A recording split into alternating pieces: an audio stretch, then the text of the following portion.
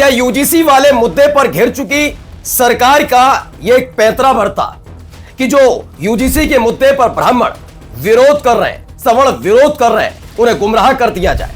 क्योंकि आज जो मैं आपके सामने रखने जा रहा हूं यह एक बहुत बड़ा गंभीर आरोप भी है और दावा भी, जिनका जवाब अब देना ही होगा।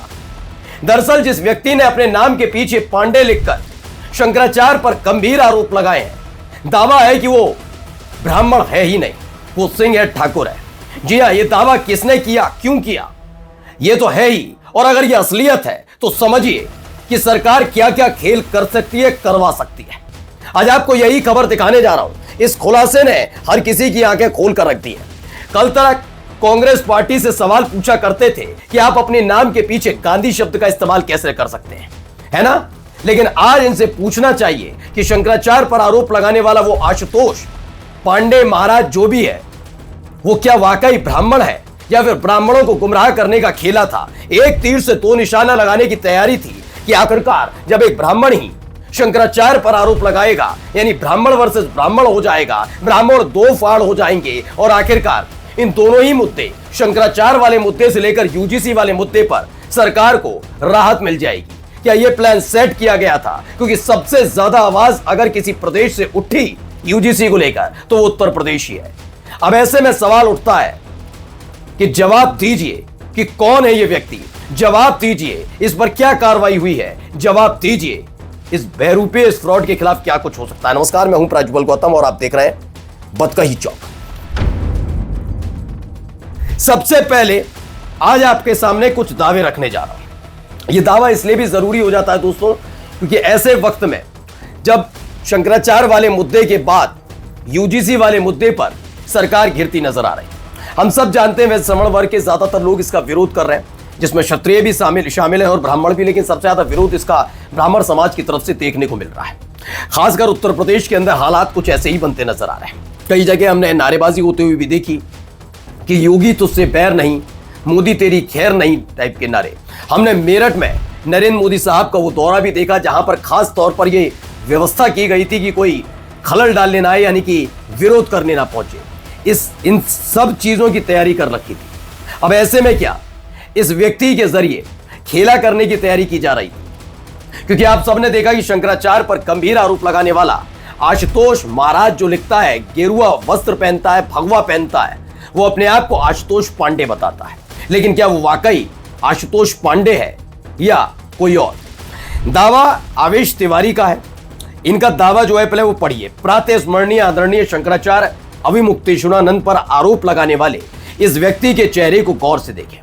क्या किसी ठाकुर को कभी ब्राह्मण बदलते देखें? जी हां, दावा यह किया जा रहा है कि यह आशुतोष पांडे नहीं है। न केवल जात बल्कि अपना नाम भी इस आदमी ने बदल लिया था।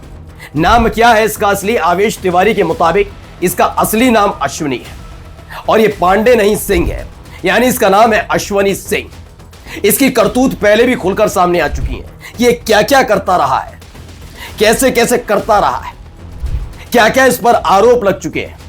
ऐसे में सिर्फ सवाल ही उठता है कि उन आरोपों के एवज में इसकी गिरफ्तारी, इस पर कार्रवाई से ज्यादा इसके आरोपों पर जोर देकर शंकराचार्य के खिलाफ कार्रवाई की बात क्यों हो रही थी?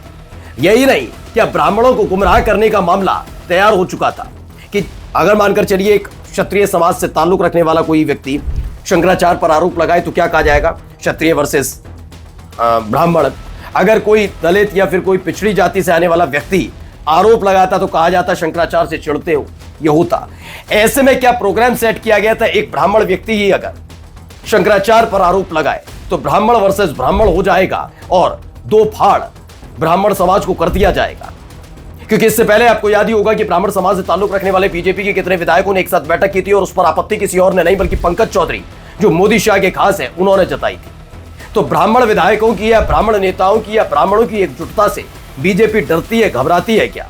और यही मोहरा खेला गया था, यह सवाल उठना लाजमी है। पूरी टाइमिंग है अपने आप में। अब आप देखिए, यह देश का इकलौता ऐसा फ्रॉड है जिसने एक कांड किया है। यह अश्विनी सिंह से आशुतोष पांडे हो गया। अब जवाब देगा ये आदमी कि क्या वाकई इसका असली नाम अश्विनी सिंह है? क्या यही अश्विनी है? क्योंकि अश्विनी से आशुतोष बना, सिंह से पांडे बना तो कैसे बना? क्योंकि इसके पिता का नाम भी बताया जाता है कि राजेंद्र सिंह है। इसने अपना नाम बदला, अपनी जाति बदली और उसके बाद तरह तरह की पैतरेबाजी पहले भी कर चुका है। मैं ये नहीं कहता कि राज्य सरकार ने इसे खड़ा किया है, किसने खड़ा किया, क्योंकि आप याद करिएगा जब समाजवादी पार्टी की सरकार थी तब ये ब्राह्मणों को एकजुट करने का दावा करता था, नेता बनने की कोशिश कर रहा था उनकी। नहीं दाल गल पाई और यूपी में योगी आदित्यनाथ की सरकार आई तो उसके बाद इसने फिर से ब्राह्मण नेता बनने की कोशिश की। इसने एक बहुत बड़ा बयान दिया था, इसने कहा था कि वो योगी आदित्यनाथ का पिंडदान करने जा रहा है। ये शब्दावली इस आदमी की थी, लेकिन पिछले कुछ दिनों से समझ गया कि आखिरकार ये सब करना इतना आसान नहीं है। तो क्या वाकई इसने नाम और अपनी जाति बदलकर गुमराह करने की कोशिश की, वो बहरूपिया है ये? इसमें क्या है? रामभद्राचार्य ने इससे कहा कि ब्राह्मण बनने में फायदा है और इसे ब्राह्मण बना दिया, ऐसा इनका दावा है कि रामभद्राचार्य के कहने पर आवेश तिवारी का दावा है।